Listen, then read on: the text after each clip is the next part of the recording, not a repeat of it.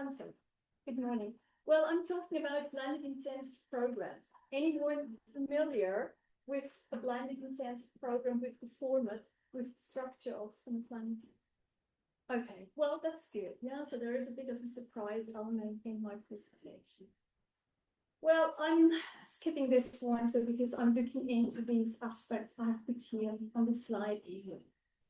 And as I belong to the same institution as one of the previous speakers, so FA JOANNEUM, situated in Graz, Austria. So I just keep this very short, and I do not give you any information about the institution, so this can be well viewed.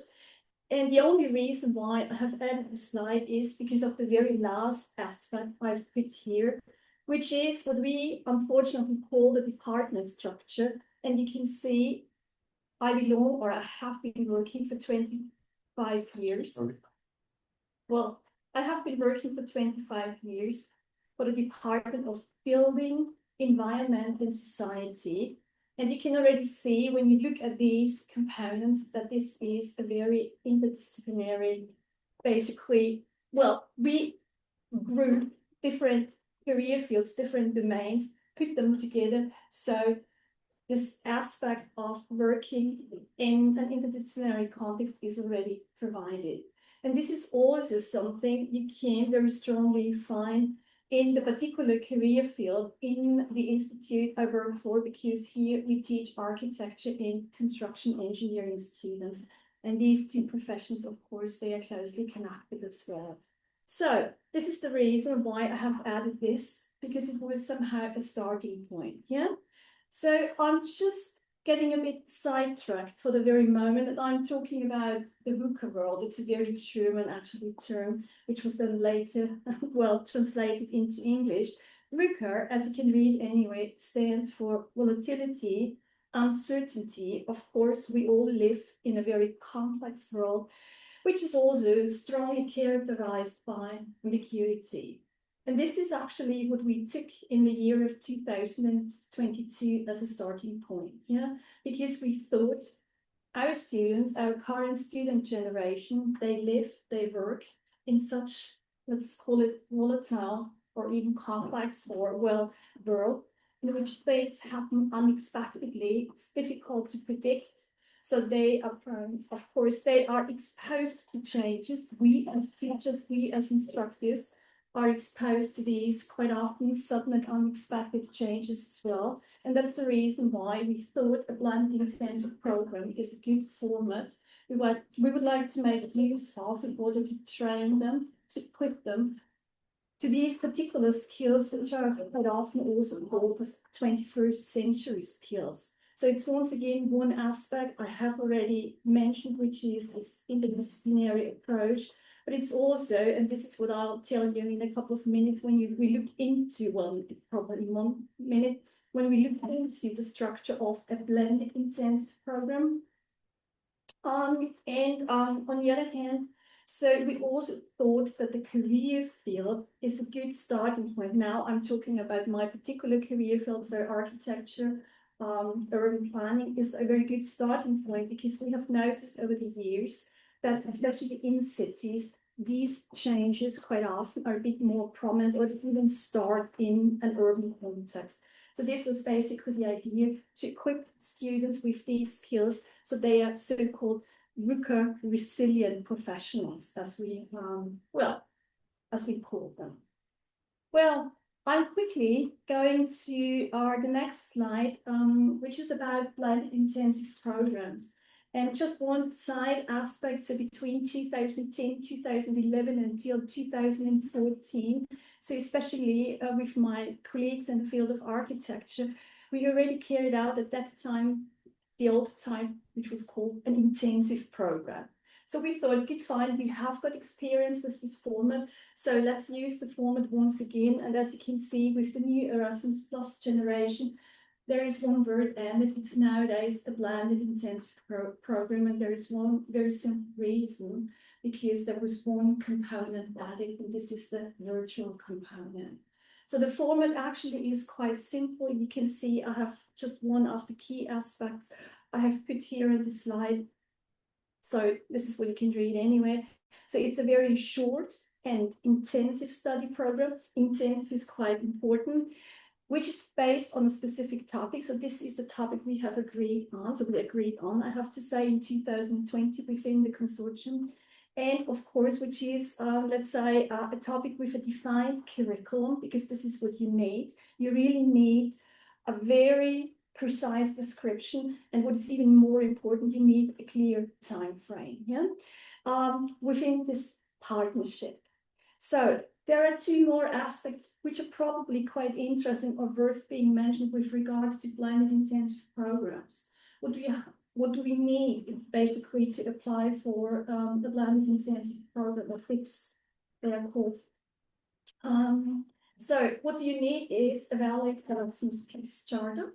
So you have to be a program country. Yes, of course, you can invite a partner country to join your project. So you need to have 3 program countries in board.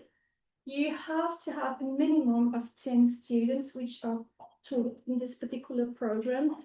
And well, what you have to do is at the very beginning, you have to define a consortium, you have to find partners.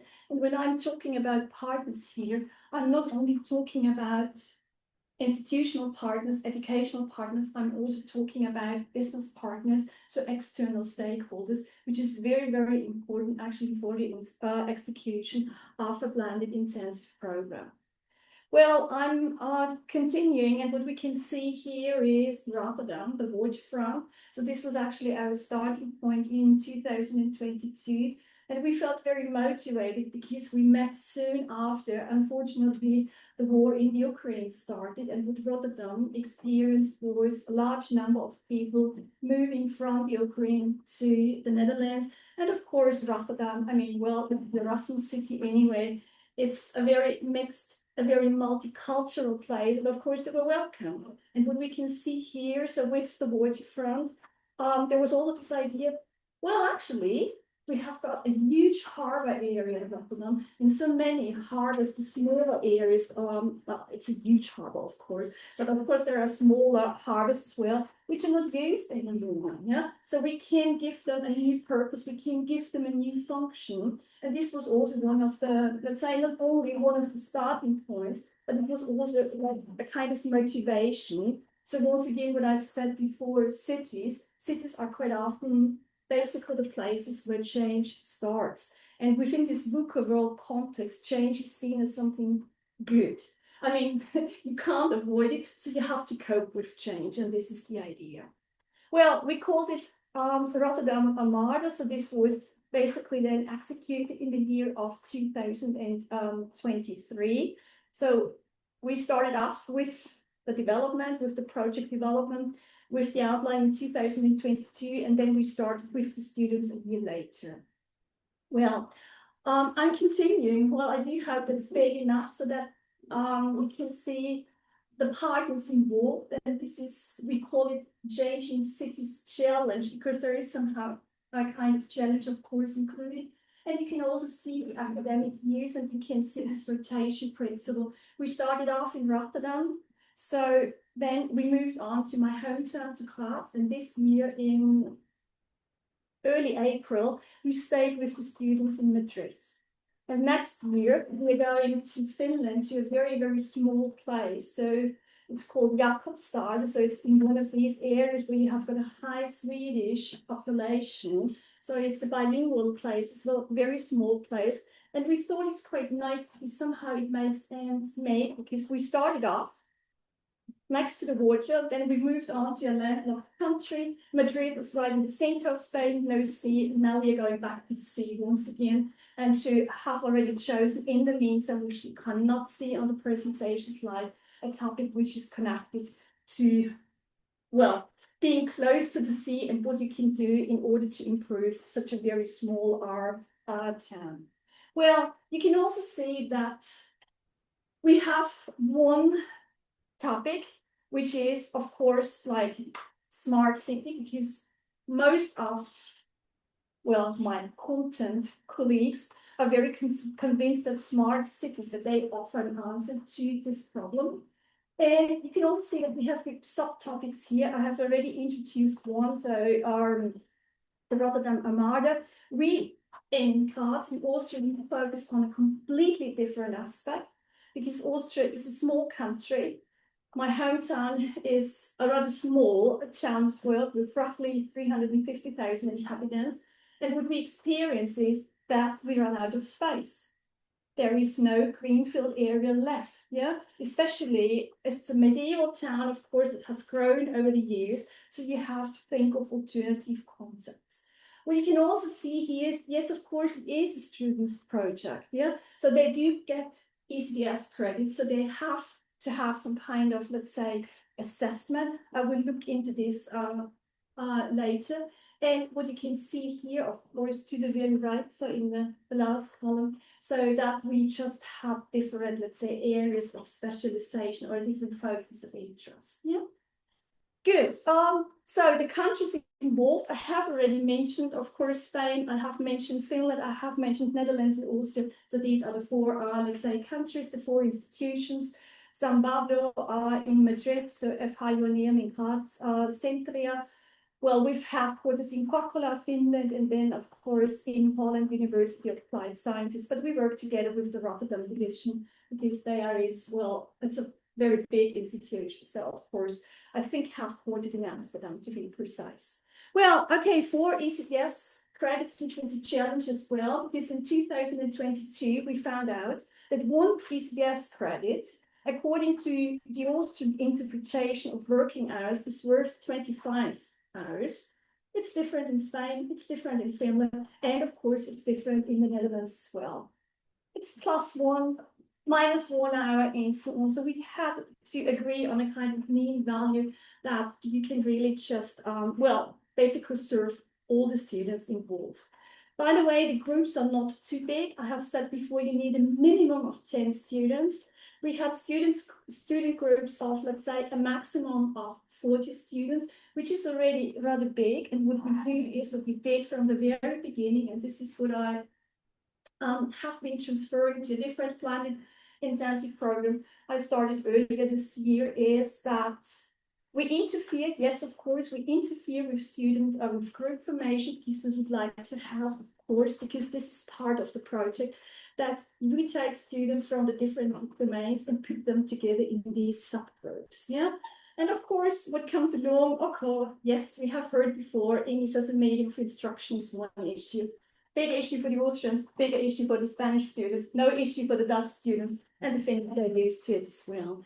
Okay, so it's cross-cultural communication. It's a different attitude towards time. Oh yes, this is what we have noticed. So a quarter of an hour, what is a quarter of an hour? Yeah? It doesn't matter for the Spanish students, yeah? And all these aspects, which once again, basically are considered to be these 21st century skills. Well, what I'm showing you here is, because I would like to continue with the key topics and the deliverables. So this is actually a picture one of the Spanish colleagues sent to us. He's an architect and urban planner. And actually, and this is what I have mentioned briefly, but I would like to focus on it once more. Every single project so far, basically, we always had very, very strong external stakeholders. In Rotterdam, it was the city council. In Madrid, there was a division of the city council as well, focusing on a very special aspect. I mean, we all know Madrid. They have a serious problem. They say they have got the 2 climate zone nowadays, very hot, very dry. And when the summer is over, it starts raining, and it definitely rains too much. So what they do is they focus, and this is what actually was the concept as well, the students should look into some kind of greening, regreening the Madrid area, especially with the focus on, let's say, the river. Yeah, good. So here the focus was climate change, climate resilience. And well, let me see. Well, I'm continuing with, of course, as it's the project we chose in Austria, I'm continuing with a completely different aspect, because what we chose for the 2024 edition was, we said, okay, good, people move. People, even in Austria, Well, you start off somewhere and then you move to the different place where you work, where you live. Yeah. So what do? You've got a house, you've got an apartment. And this is a, let's say, you can't call it a startup. It belongs to actually quite a large real estate agency in Austria. And they came up with a very nice project. It's called Cubo. Cubo means that you have got this kind of, let's say, 25 square meter unit. Thank you. Which you can put on a truck and you can go from A to, it's a concept. I do not say that it really works, yeah, but the idea, yes, of course, is there. If your family grows, you add another 25 square meter row cell. And probably like the biggest one that has been executed so far is you multiply it by 3, so you have got a total of 75 square meters. And this is basically what we offer to the students. Okay, good, fine. Here, there is an old industrial building, an old industrial hall, which is not used any longer. What can you do? What can you do in order to revitalize it, to equip it? Here you have got these room cells. Of course, you have got all the installation shafts, everything is already included. Just make the best out of it. And this is, of course, interesting because what I have not mentioned so far, I've talked about our students. These are the architecture, the urban planning students. But the other students, well, the Spanish students, they are even more strongly rated in urban planning than the Austrian ones, but the other students, they come from different backgrounds. Business students, innovation management students. What can you do? Any kind of project nowadays needs to be sold, and you have to have a good, let's say, marketing concept. Well, I have to speed up. Good. Of course, as it is a student project and we award, so they get 4 SDS credits, which is quite a lot, yeah? Because we met only in 5 online sessions of 2 hours each, and we met for the physical week. So 5 days of intensive work plus 2 days of travel. So what we said, good, fine, we need deliverables because we just wanted to have this mix of summative and formative assessment. Of course, I'm a linguist, but I have been working so many years with architects that quite often they say, because architects, they strongly believe in that formative assessment is so important because this is this kind of constant counseling and coaching process that really provides the students with the necessary, let's say, feedback input so that they can improve on the project. And this was what we somehow just combined with a lot, basically the entire physical week, face-to-face week. So they worked in the rather small, so subgroups, student subgroups with 5 to 6, 7 maximum people each. And this was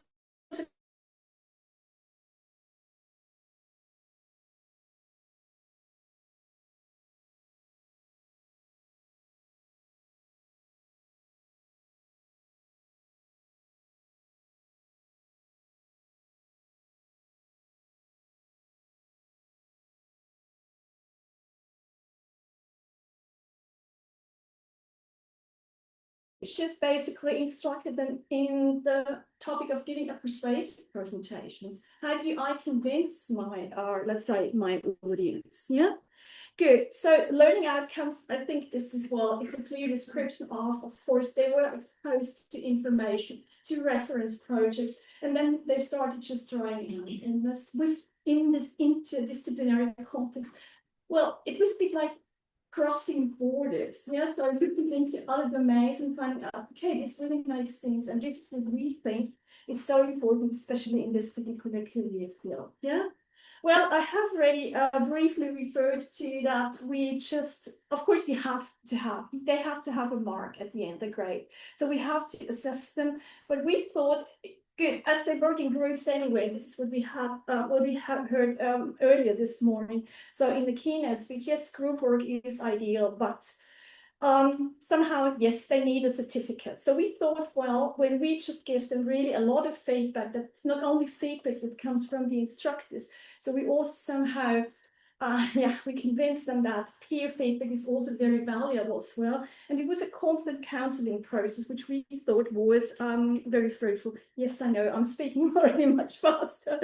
So this continuous monitoring is still what we think a very, very important aspect. Yeah.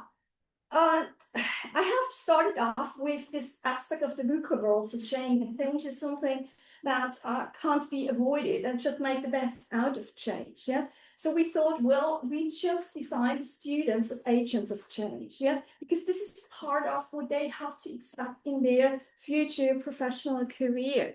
So in this also somehow we just somehow made ends meet once again, because this is also one part of these so-called 21st century skills, that they reflect, that they also critically reflect, yeah, that they have got different approaches to results. They probably look into results once again, or they just do not look into results from their architectural perspective, so that they ask one of the other students, yeah, does it really make sense? What can I improve? Any changes I can make to this particular, I don't know, aspect within the project. So communication is once again very, very important. And even like, I think this kind of balance first, a digital component. So, and then the physical component. So this is a change in communication as well. And this is something that needs to be learned. What do I do with data? I do not want to go into the Gen AI business once again, because this is so dominant at the moment. But yes, of course, this is what we could see as well. And there was a clear change from 2022 to, like, unfortunately, some results we were presented with in 2025. Yeah, it's so easy to provide a rendering within, I don't know, 5 minutes. Yeah. Okay, good. Well, project execution and its challenges.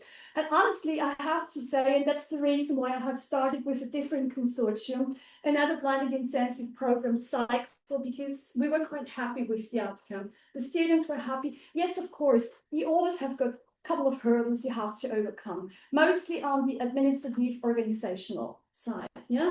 So, but what we could see is that we, as instructors, that we felt more motivated, and we just transferred this motivation to the students. And most of them, they really very, very enthusiastically contributed. Yeah, I do not want to hide one of the bigger issues, and this is the reason why I've mentioned before group formation, that we really interfered with group formation. We said, good, we need 2 architects, 2 business people, and 1 innovation management student minimum in the subgroups. Yeah, of course, this is some kind of manipulation, and quite often they are not really happy. But I thought, okay, you have to stay in these groups. That's the way it is. But what we also saw was, and especially in the first round, the biggest problem was the socialization issue. So that's the reason why we picked this topic up. Online socialization is one aspect. Face-to-face socialization is once again a different aspect.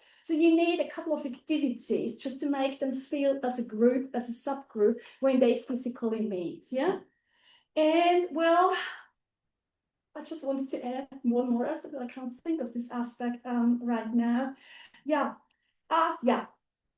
As I said, socialization, what we also did, we also included in every single project a kind of field trip day, which was a bit more like, it was a nicer day. So for example, I mean, yes, it's Austria, it's not Switzerland, but we have got very good chocolate in Austria as well. So we just took them for an afternoon tour to a very nice place, so where free trade chocolate is produced, so that they had some kind of, let's say, yeah. I mean, we did a bit of sightseeing, yes, of course, because this is what architecture students like, but we thought that this needs to be integrated as well. And this is what we did in the other places as well. And of course, a farewell dinner. So these aspects are very important as well. Yeah, conclusion in one sentence. So we still are quite happy with the situation. And we think that this very, very strongly student-centered, student-focused approach, skills-based learning, is, at least for our architecture students, and now we have the construction engineering students on board as well, that's the right approach for us. Yeah, because what we do is, and this is not only within the institute, this is basically what the institution expects, and we are closely connected to the industry, well, in our area, so that we really just draw on quite authentic material. So it is a real work-life experience. And this is what we just wanted to add with this aspect of interdisciplinarity. Thank you.